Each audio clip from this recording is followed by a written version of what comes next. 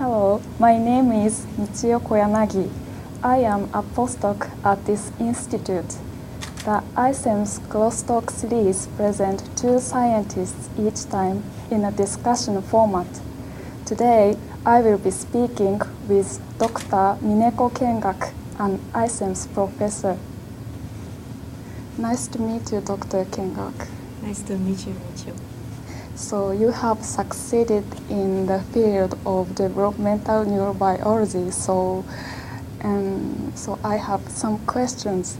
So when did you decide to be a researcher? Why did you make this decision? Well, to be honest with you, I never imagined I would become a scientist when I was undergraduate student. So I majored in basic biology and zoology and vaguely planned to find work at a company with a master's degree. So I entered graduate school and started bench work. Then I suddenly fell deep into science. I was so much interested in many fundamental questions remain to be solved. And when I solved one little question, I wanted to solve one more. I repeated this, and perhaps I decided to become a scientist when I decided to do postdoc abroad. At the time, I made up my mind to continue science as long as I could, as long as I have opportunity. What have you done in the postdocs? So I have always been interested in the shape of living creatures. The shape of animal body is well designed for functional efficiency, plus they look really beautiful. So during my postdoc, I searched for molecules implicated in patterning of the limb using chick embryo. And after postdoc, I took a job as a junior faculty at Kyoto University and started working on cell shape formation in the brain. Now using advanced microscopic techniques, our lab is focusing on the dynamics, underlying molecular mechanisms of neuronal migration and process hybridization of neuron during development.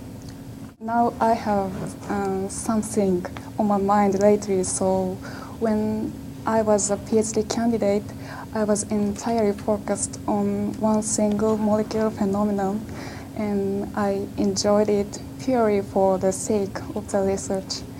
And why it is so, what's the mechanism of it, and the clarification of such question was my main focus. And I didn't really think or even care about the possible beneficial applications. But now I'm studying about iPS cells in Yamanaka lab and applying iPS cells to regenerative medicine. And my boss and MD researchers are constantly thinking how we can utilize iPS cells in cell transplantation therapy and among other applications.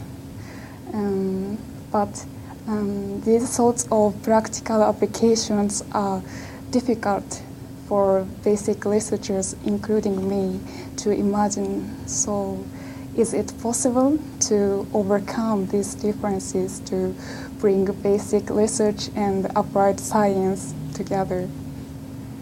Yeah, it's a very good question, and I don't have a clear answer to your question. And I know Dr. Yamanaka is a medical doctor and always thinking about apply his technology to the therapeutic medicine. But I think everybody should have different interest and background. And somebody might be more into therapeutic medicine or applied biology, and others might be more interested in basic biology. I'm interested in basic biology, and in my experience, I have never achieved anything just by myself. I have always been surrounded by excellent colleagues, but they all have different background and interest. But I experienced some sort of chemical reaction occur by intensive discussion and collaboration with others who have different background and interest. So those kind of chemical reaction produces something totally unexpected if you do it just by yourself. So those are the most exciting and happiest moment in my research career, to share joy and excitement with others. So I don't think you have to put yourself into some kind of framework. You are now studying iPS cell with your own motivation, and your colleagues should have different motivation. But by approaching the same problems from different aspects or different angles, you may be able to shed more vivid light onto the problem. Is the field really competitive? Yes, very competitive. So, but I have to do. I don't think that nobody really thinking the same way. So you can, even if many are interested in the same problem, I think you can create your own research, original research. Okay, I hope another researchers doesn't think the same way. Okay, so I hear you have a small child. So do you have sufficient time for your family on the weekends? Yeah, I try to spend with my family in weekends since I don't have enough time for my small child. Both, of course, the research and family are very important for me. And both takes long time and effort. So it is quite tough to balance between the professional and the personal life. But I should say I'm enjoying every minute of my life as a mother scientist. Especially in Japan, female researchers are rare. When I was undergraduate student, the female researchers are really rare, and there was lot more obvious prejudice towards female scientists. So I was quite insecure of what I was doing and kept asking myself whether I really want to continue this or not. Perhaps I end up continuing this probably because I like science. Do you have any difficulty as a female researcher? To plan in the future is very difficult for me. To do research needs